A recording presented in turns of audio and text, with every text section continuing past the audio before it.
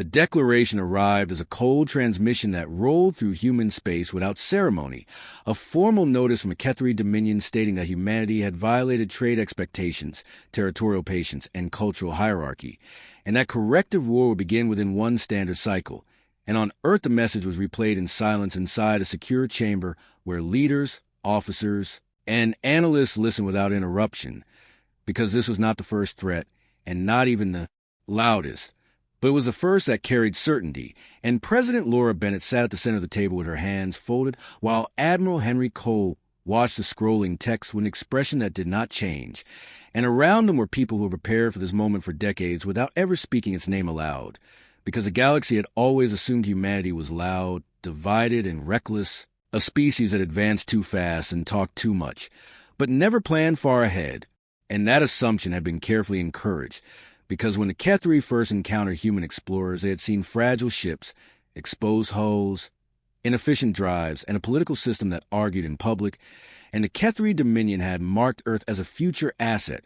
something to be pressured later when the timing was right. And now they believed the timing had arrived, because human colonies were spread thin, trade routes were busy, and Earth had just voted against the Dominion resolution in the Galactic Council, a small act of defiance that the Kethri interpreted as weakness dressed as courage. And so the declaration of war went out to every major power as a formality, because the Kethri did not expect resistance, only compliance after a brief demonstration. And across human space, civilians saw the alerts and felt fear rise in familiar ways. But in places far from public feeds, in rooms buried under rock and shielded by fields no alien scanner could read, systems were waking up that had never been used, and old protocols written in quiet years were being unlocked, and Admiral Cole spoke for the first time, and so they finally chose to pull the trigger, and no one corrected him because that was exactly what happened. And while the public saw emergency sessions and speeches calling for unity and restraint, the military moved with calm precision, fleets changing posture under the cover of routine drills, ships that looked civilian shifting mass and configuration once beyond observation range. And on Luna, in a facility that did not appear on any star chart, Dr. Lane Porter stood before a wall of status lights that had been dark her entire career and watched them turn green one by one.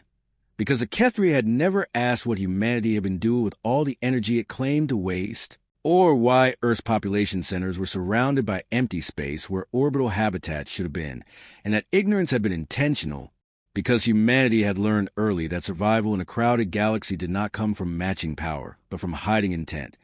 And as the Kethri fleets began to mobilize, confident in public, broadcasting their strength as doctrine demanded, human commanders reviewed models that showed exactly how the first engagements would unfold, because they had simulated the Dominion for years using data gathered from trade partners and diplomatic observers, and they knew how the Kethri thought, how they escalated, and how they failed to imagine that an inferior species would choose restraint not from fear, but from patience. And when the first Kethri task force crossed into contested space and destroyed a small human listening post, the Dominion sent footage to the Council as proof that the war was already decided, and representatives murmured agreement, because the post had not fired back and the human ships in the area had withdrawn.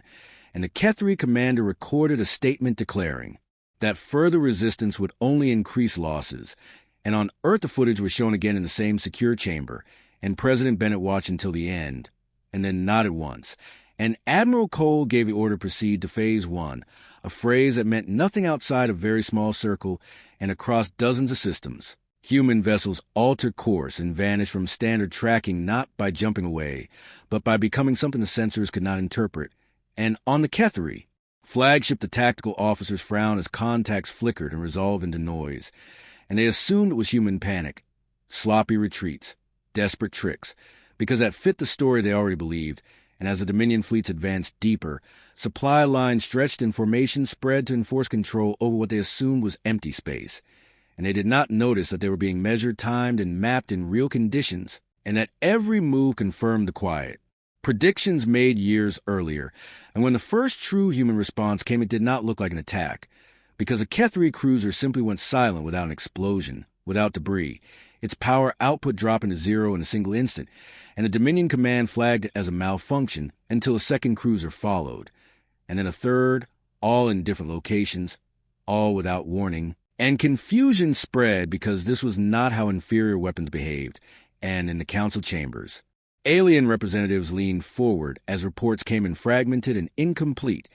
and for the first time since the declaration of war, the Kethri did not broadcast, and on Earth Dr. Porter allowed herself a slow breath as the system logs confirmed what she had waited her entire life to see, because the hidden work was no longer hidden, and humanity was done pretending it had nothing to show. And the war that the Kethri thought would teach humans their place had instead crossed a line that could not be uncrossed, and the galaxy was about to learn that Earth had not been idle,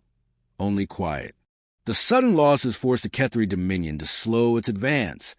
not out of fear but confusion, and that hesitation was something their doctrine had never prepared for, because Kethri warfare was built on visible dominance and overwhelming pressure, not uncertainty. And as Dominion analysts struggled to explain why fully operational cruisers were dropping into total inert silence, human observers listening from positions of Kethri did not know were compromised, because the Dominion still believed human cyber capabilities were crude, and that belief allowed Commander Alex Morgan to sit in a darkened operations bay aboard a ship that officially did not exist and watch the enemy argue with itself in real time. And Morgan was not impressed, because the patterns were familiar. The same assumptions, the same refusal to consider that a lower status species might choose to fight in a way that ignored tradition entirely, and he relayed calm updates back to Earth where Admiral Cole approved incremental escalation, because the goal was not destruction yet, it was demonstration, and as more Kethri vessels went dark, Dominion commanders began ordering tighter formations, bringing ships closer together to protect against what they assumed were hidden strike craft. And that decision pleased the human planners more than any victory report, because clustering had always been the Kethri weakness, a cultural preference born from hierarchy and mutual display rather than efficiency. And when the first cluster group of destroyers lost propulsion simultaneously and drifted helplessly, while human ships remained invisible, panic finally entered the Dominion command channels, and still they did not consider retreat, because retreat was shame, and shame was worse than loss. And on the Galactic Council, the Kethri representative demanded emergency sanctions and authorization to escalate, accusing humanity of deploying banned technologies. And the human ambassador, Daniel Price, listened patiently before responding in a measured tone that Earth had deployed nothing prohibited by council law, because the laws had been written by powers who never imagined a species would develop along paths they themselves ignored. And the silence that followed that statement carried more weight than any threat, because several council members realized at the same time that humanity had never once shared its full research portfolio, had never invited inspections beyond surface compliance, and had always framed its defensive posture as fragmented and reactive, and that image now began to crack. And back in contested space, the Kethri attempted their first counterstrike, unleashing a broad-spectrum energy sweep meant to flush out hidden enemies. And the sweep passed through empty space and did nothing, because the human ships were not hiding where the Kethri were looking, and when the sweep ended, a Dominion battle group found itself surrounded by vessels that appeared on sensors all at once, not emerging from jumps but resolving into existence as if reality itself had changed its mind. And the human ships did not fire immediately. They transmitted a simple message on all frequencies stating withdraw, and this ends now. And the Kethri commander hesitated, not because he believed the threat, but because accepting such a demand from humanity would end his career, and he ordered fire, and in response the human ships demonstrated what Earth had been. Hiding. Not a single superweapon, but a system of control, so precise that it rewrote the rules of engagement. Because Dominion weapons lost coherence mid-discharge, guidance systems failed, and internal power loops collapsed under stresses they could not detect. And within minutes the entire battle group was disabled without a single human casualty. And footage of Kethri ships drifting powerless spread across the galaxy faster than the Dominion could suppress it. And on Earth, President Bennett addressed the public with calm honesty, stating that humanity had prepared for this outcome not because it sought war, but because history had taught it the cost of being unprepared. And she warned that further aggression would be met with consequences beyond what the Dominion currently understood. And across alien worlds, analysts and civilians alike began asking a dangerous question, not whether humanity would win, but why it had waited so long to show what it could do. And as the Dominion High Command ordered full mobilization in defiance of growing doubt, The humans moved to Phase 2, and the quiet patience that had defined Earth's strategy shifted into deliberate pressure, because the lesson was no longer for Kethri alone. It was for the entire galaxy. Phase 2 did not begin with an attack, but with absence, because as the Dominion completed its full mobilization orders, entire logistics hubs failed to respond. Convoys vanished between checkpoints without debris or signals, and communication relays that had functioned reliably for centuries began returning delayed echoes instead of real-time data. And this created a strain inside the Kethri command structure that was more damaging than any direct loss, because their system depended on rigid, timing and visible chains of authority. And when information stopped flowing cleanly, authority fractured, and senior commanders issued conflicting directives that clogged their own movements.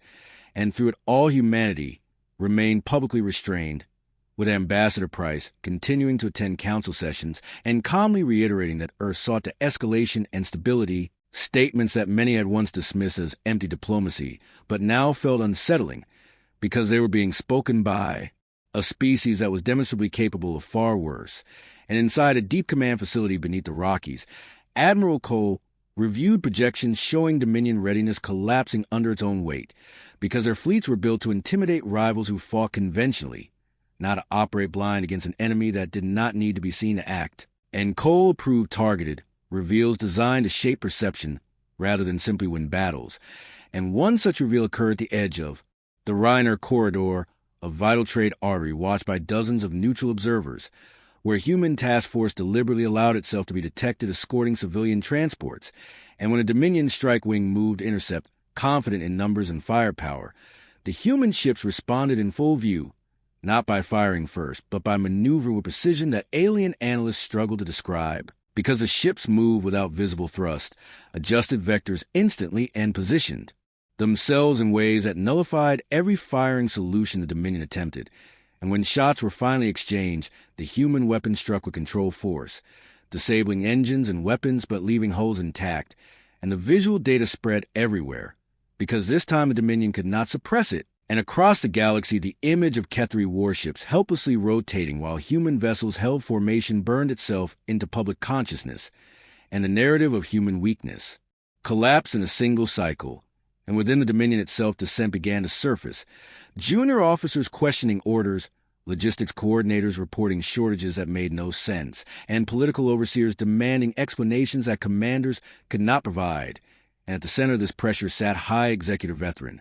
a figure who had built his authority on decisive aggression, now facing a war that made aggression look foolish. And Veteran ordered escalation to forbidden thresholds, authorizing the use of population-level weapons against outer human colonies, believing that fear would restore dominance. And that decision was detected instantly by human monitoring systems that had been quietly embedded near Dominion arsenals years earlier. And when confirmation reached Earth, the response was immediate and unanimous,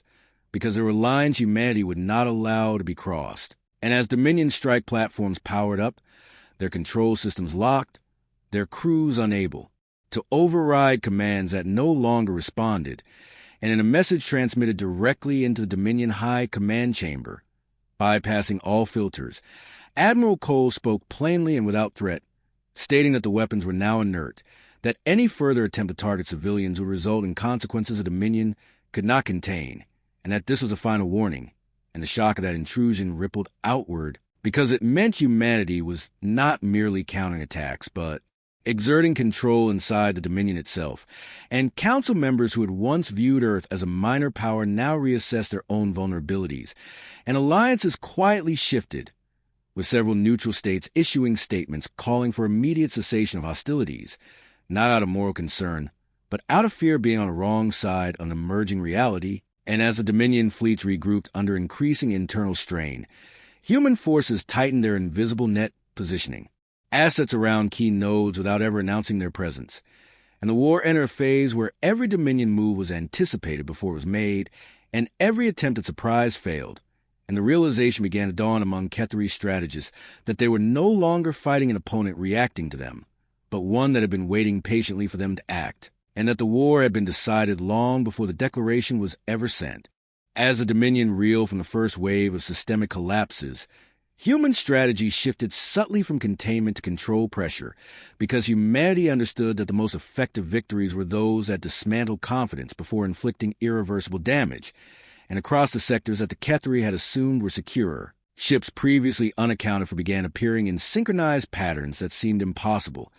because the human fleets did not rely on conventional jumps or hyperspace corridors, but utilized a network of shadow relays and phase vectoring technology that had been under development for decades in secrecy, and Commander Alex Morgan oversaw a maneuver in the Epsilon sector that exemplified the subtle genius of human planning,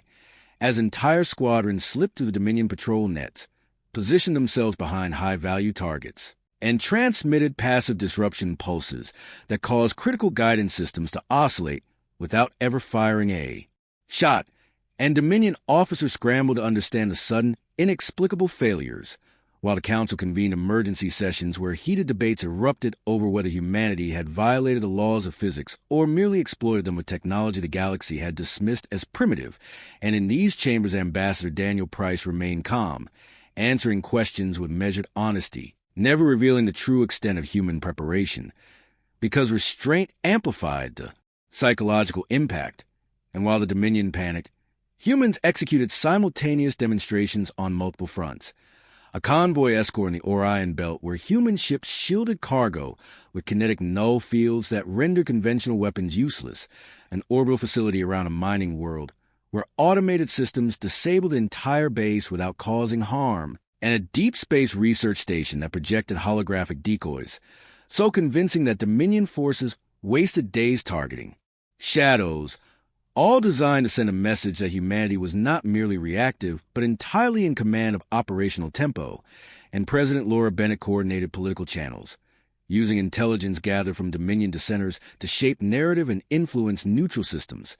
convincing them that human power was measured, precise, and inevitable, and this campaign of subtle dominance forced the Ketheri to redeploy assets in a scramble that revealed further weaknesses, because their doctrine prioritized aggression over adaptability, and humans exploited this with surgical precision,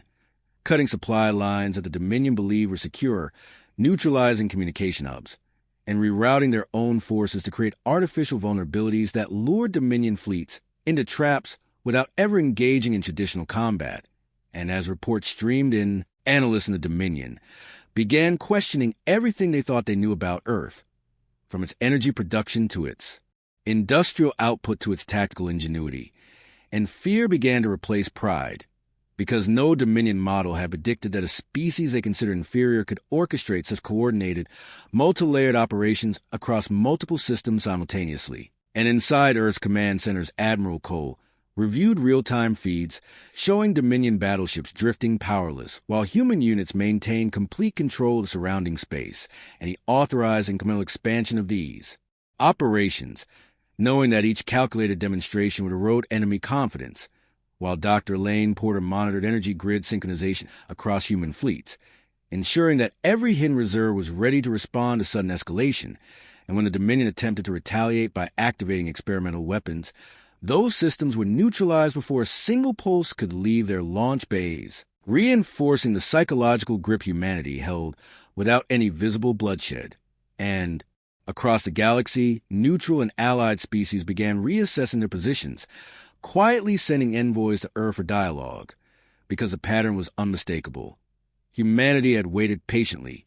understood its enemy, controlled every engagement from start to finish, and revealed just enough power at just the right moments to teach the Dominion a lesson that pride and arrogance could not withstand. And as the Dominion struggled to regroup,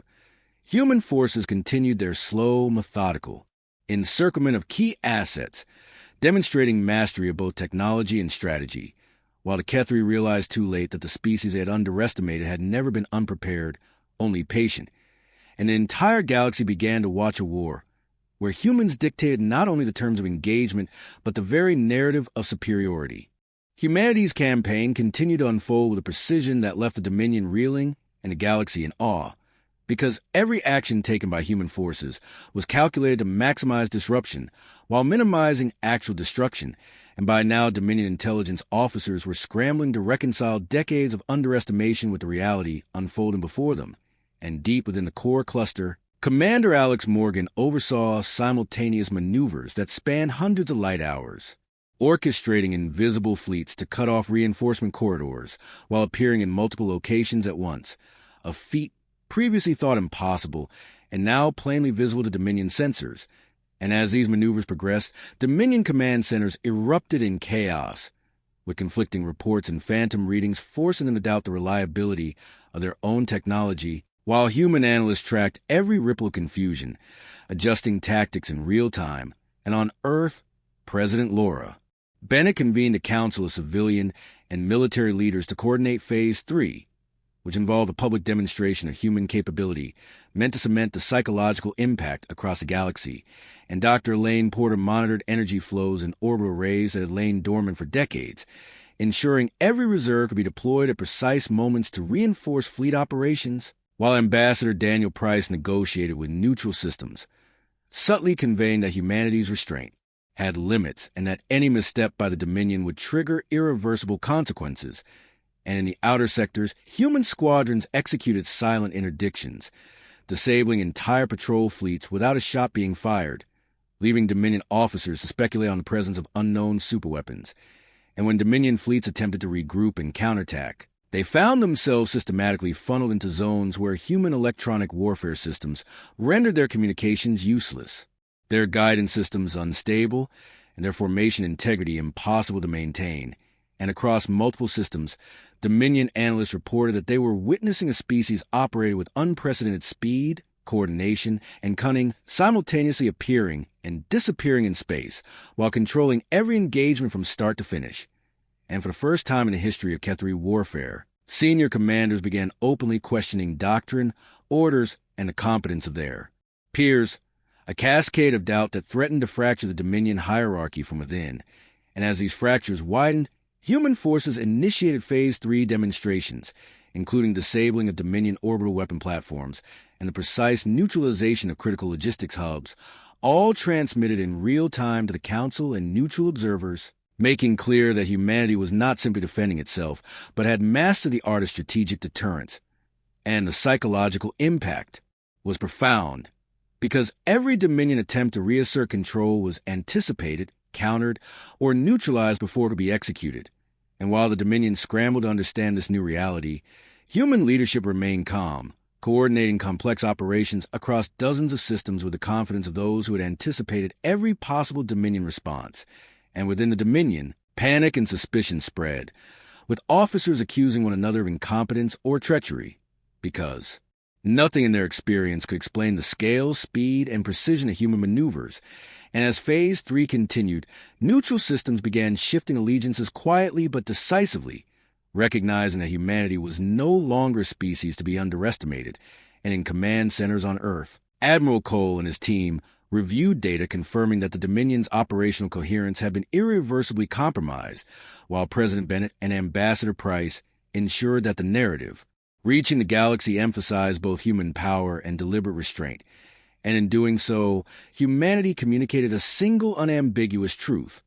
It had never been powerless. It had never been unprepared. And the moment the Dominion had chosen strike was precisely the moment humanity revealed the depths of what it had been hiding, a revelation that would echo across the stars for generations. Phase 4 marked a turning point not because humanity increased its destructive power, but because the Kethri Dominion finally realized that they were no longer operating against a conventional enemy, and that every assumption about human behavior, strategy, and capability had been wrong for decades. And as Dominion fleets attempted to regroup, they found communication networks collapsing under targeted disruptions that were subtle enough to appear like glitches, yet coordinated enough to prevent any meaningful command. And deep within the human command structure, Commander Alex Morgan oversaw multiple task forces executing maneuvers that seemed impossible, repositioning entire fleets across light hours in ways that the Dominion sensors could not interpret, creating illusions of presence and absence that rendered enemy calculations meaningless. And in council chambers, alien delegates whispered with growing alarm, realizing that the species they had laughed at now dictated the tempo of an interstellar conflict without firing a single uncontrollable salvo. And on Earth, President Laura Bennett held strategy sessions with Admiral Cole, Dr. Elaine Porter, and Ambassador Daniel Price, focusing not on destruction but on shaping perception, because the psychological component of this campaign was as decisive as the technological one, and across contested sectors, human operations continued with surgical precision, disabling Dominion logistics hubs, neutralizing patrol fleets, and projecting electronic decoys that caused entire strike groups to waste resources chasing shadows. And when the Kethri attempted to respond with aggressive strikes, their systems failed to coordinate, their formations fractured, and their own officers began questioning orders as phantom signals and ghost contacts sowed confusion. And in orbit around key industrial planets, human forces executed subtle demonstrations of power, deactivating orbital platforms and rendering high-value targets unreachable without any casualties, a display designed to communicate capability without unnecessary bloodshed. And Dominion Command, for the first time in its history, faced internal dissent as junior officers openly challenged doctrine. Senior strategists argue with one another over interpretation of censored data, and political overseers demanded explanations that could not be delivered, while Ambassador Price calmly provided statements to the Council emphasizing humanity's measured response and restraint, reinforcing the narrative that Earth was both powerful and deliberate. And as the Dominion scrambled, humans continued to exploit their advantage, silently positioning forces around critical nodes, controlling engagement zones, and demonstrating master of operational tempo. And across neutral worlds, reports of human precision and ingenuity prompted envoys to initiate discreet negotiations with Earth, as the galaxy began to grasp that the species it had dismissed was now the arbiter of interstellar strategy. And deep within human command centers, Admiral Cole oversaw the synchronization of hidden reserves, ensuring that every contingency had been anticipated and every Dominion reaction preempted, while Dr. Porter maintained the stability of energy systems supporting fleet-wide operations, and Commander Morgan directed phantom maneuvers designed to confuse, delay, and demoralize. And when the Dominion attempted escalation through population-level threats, those systems were neutralized instantly, reinforcing that humanity's reach extended into their own infrastructure. And as the psychological pressure mounted, Council members, neutral observers, and Dominion officers alike began reassessing their assumptions, understanding that humanity had never been weak, that patience had been a deliberate strategy, and that the moment of revelation had arrived, demonstrating beyond doubt that the Kethri had miscalculated in every aspect of their engagement. And as Phase 4 concluded, humanity held complete operational initiative, control perception across multiple systems, and set the stage for decisive demonstrations that would leave the galaxy with no lingering doubts about its power, ingenuity, and resolve. Phase 5 unfolded as the moment when restraint itself became the weapon, because humanity now understood that the Dominion was no longer fighting to win, but fighting to avoid humiliation, and that desperation made its leadership predictable. And as Kethri Command attempted to consolidate remaining fleets around core systems, human forces allowed limited successes to occur, carefully chosen withdrawals and visible gaps that suggested weakness. And these gaps were exactly what Dominion doctrine demanded be exploited. And so entire battle groups surged forward into zones humanity had already mapped down to the smallest energy fluctuation. And when the trap closed, it did so without spectacle, because ships did not explode and worlds were not burned. Instead, fleets simply lost cohesion, drives failed, power grids collapsed, and command signals vanished, leaving thousands of vessels drifting in ordered silence, alive but defeated. And across the Dominion the effect was devastating, because victory in Kethri culture was defined by dominance and submission, and this outcome provided neither, only helpless survival under human control. And reports from these engagements reached High Executive Veteran, who realized too late that humanity was dismantling not just fleets but belief itself.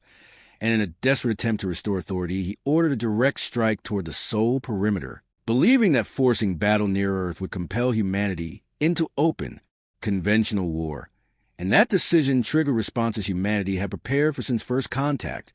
because Sol was not defended by visible fortifications but by layered systems that activated only when crossed. And as the Dominion vanguard entered the outer defensive envelope, their sensors filled with false returns, their targeting solutions collapsed, and their ships were separated into isolated pockets that could not support one another. And in that moment, a single human transmission was broadcast on all channels, calmly stating that the incursion had been anticipated and that further advance would result in permanent loss of fleet assets. And when the Dominion commander ignored the warning, Human forces demonstrated the final threshold of control by immobilizing the entire vanguard simultaneously, not through brute force, but by rewriting the conditions under which their technology functioned. And this event was witnessed by dozens of neutral observers positioned throughout the system, making denial impossible. And on the Galactic Council, the reaction was immediate and profound, because it was now clear that humanity could defend its home system with absolute certainty while projecting power far beyond it.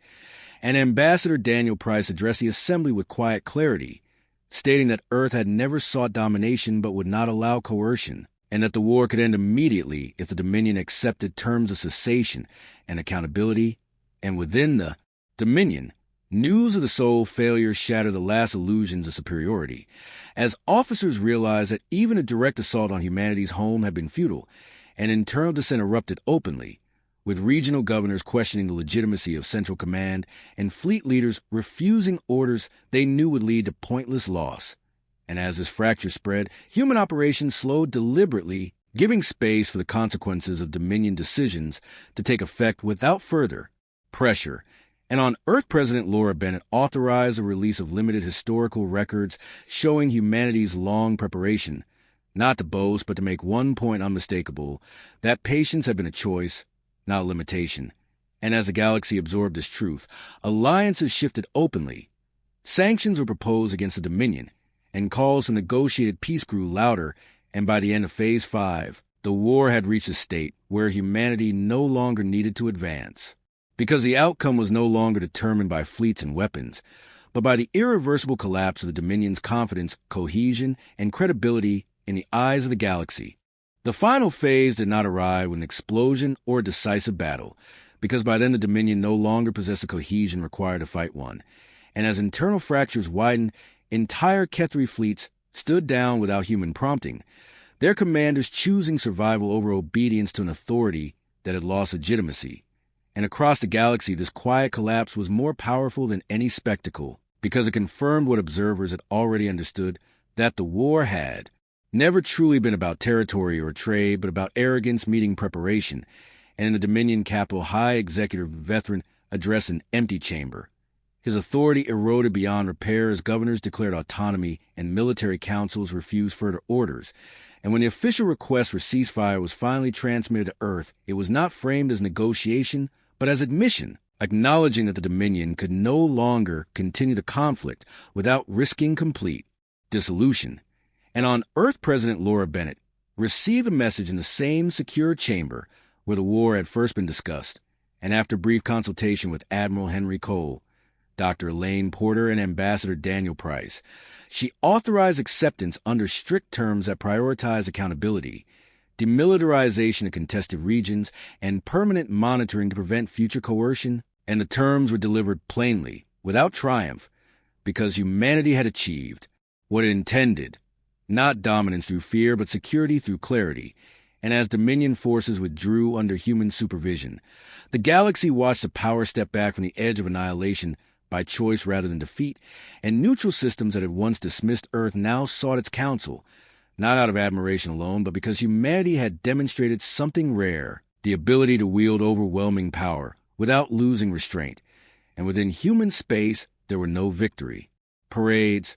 only quiet acknowledgments, because the people understood that this outcome was the product of generations of patience, preparation, and a decision to never again be at the mercy of those who mistook openness for weakness.